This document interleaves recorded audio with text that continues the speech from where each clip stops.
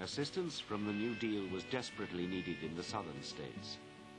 8 million livelihoods depended on one crop, cotton, and prices had fallen 70% since the crash. We had nothing. We didn't have a minimum wage. We didn't have Social Security. We didn't have a house to live in of our own. So we were in a land that grew cotton to make the best clothes in the world. We couldn't wear because we couldn't buy them. But the tenants and farm laborers were confused by a government scheme to try to raise prices by destroying crops. They found it was the landowners who benefited. Calvin, crop's looking fine now, boy. I think you come around all right. Yes, I sure do think so, Cap. You did what you were told to do on the farm.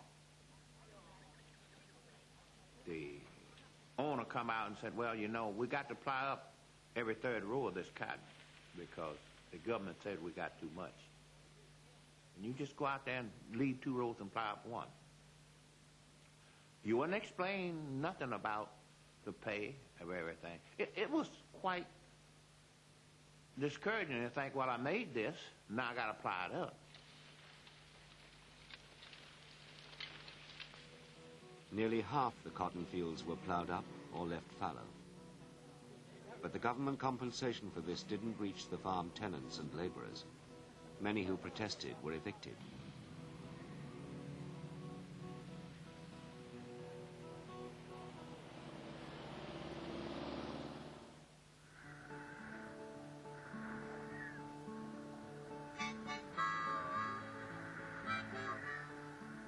Nor could the New Deal help the struggling Midwest farmers, whose poverty was made worse by years of drought and dust storms.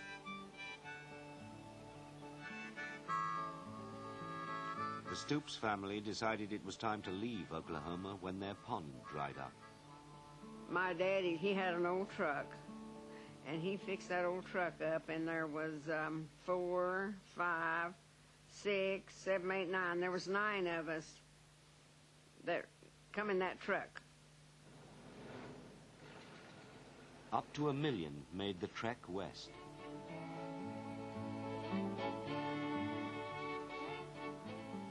They tied everything on the cars. There would be tubs, there would be chicken coops with a few chickens in them, and everything that you could imagine, they would have them tied on these cars. And people would beg, borrow, steal, or anything, just get enough gas to get a few more miles.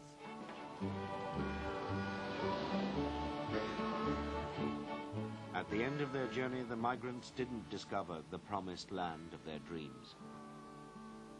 California was still in the grip of the Depression itself. The influx wasn't welcomed. But the New Deal helped the Stoops re-establish their lives. My husband was working on the WPA, and he would have enough money every month after buying the groceries and everything to buy 1 plank. We started in with a floor and 4 planks up. They were foot planks. And every month, well, then he'd buy another plank to go all around the house. And not know how many months it taken before that we got to the top.